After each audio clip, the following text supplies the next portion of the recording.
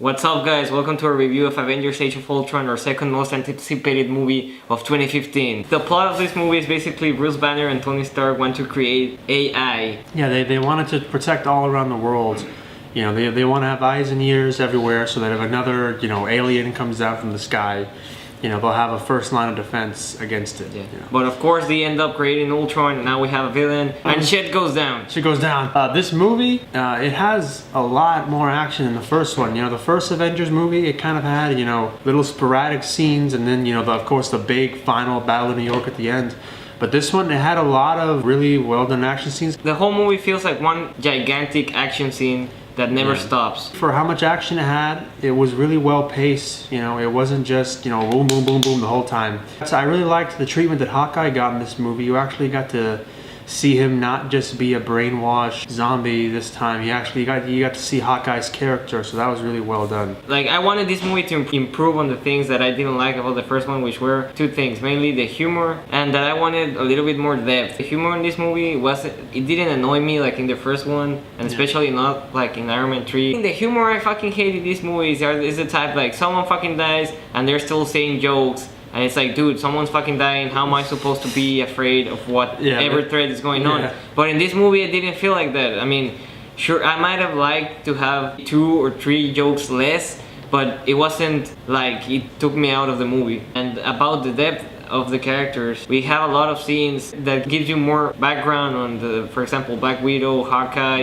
Every character has time to develop more. Also, what you were saying about the action, I mean, the action scenes in this movie are taken straight out of the comic book. There's a lot of stuff where you just imagine it being, the whole 2-page spread with, it's great. It's great. Yeah, we need to talk about Ultron. If you've ever read the comics, or if you've even seen like Avengers Assemble television show, Ultron, he's kind of just like a beefed up, battle droid. He has a real monotone voice, and he just kind of says robot shit. He's actually funny in the fucked up way. Yeah, like in a sadistic, sarcastic crazy, way. way. Yeah, so I thought it was cool seeing that, and I really enjoyed it, even if he was totally different of what I thought. Yeah, like I did not expect Ultron to be that way, but I really liked it a lot. And then the facial capturing they did, you could see James Spader's like mannerisms and everything in the robot, and like the way his body moved. It was really well done. I didn't think I was gonna like Ultron as much as I did. We need to talk about the new team members. Oh yeah. Scarlet Witch and Quicksilver. They kind of were like the way Hawkeye was in the first Avengers. They kind of were there. They did stuff, but they weren't really developed that well. I mean, you're given enough to care about them and to know why they're there. Yeah. But of course, I mean, it's a movie where you have like 7 main characters. This movie was originally gonna be more than 3 hours. It was cut down to 2 hours and 30 minutes. I mean, you can tell because some scenes you go from like point A to point B really fast, and you're like, whoa, how this happened so fast, Like you can tell it was kind of cut up on the cutting room floor. There were other scenes, especially part of the movie where they go to a side quest. If that little side story had not been in the movie, it would have been the same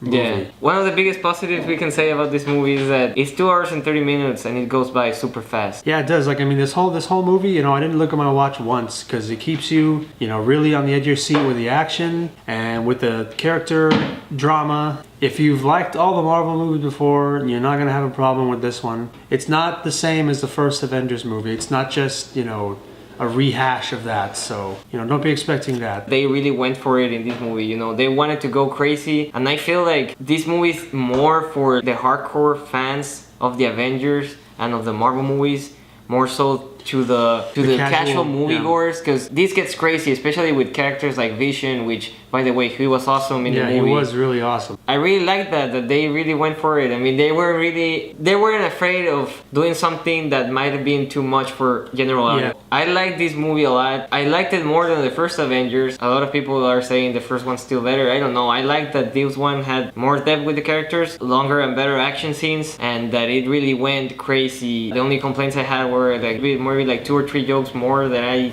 didn't really like, and that was some stuff in there that it could have been probably cut off, or that it felt like it was part of something that got cut out of the movie. But other than that, I mean, this movie was everything that I wanted it to be, so I'm gonna give it a 4.7 out of 5. Yeah, me too. Like, there's really nothing to complain about this movie. I didn't walk out of the theater feeling cheated or anything. It was good. It was good. All right, as always, Victor and Jose, reinventing the real. Like all our shit. We'll see you next time.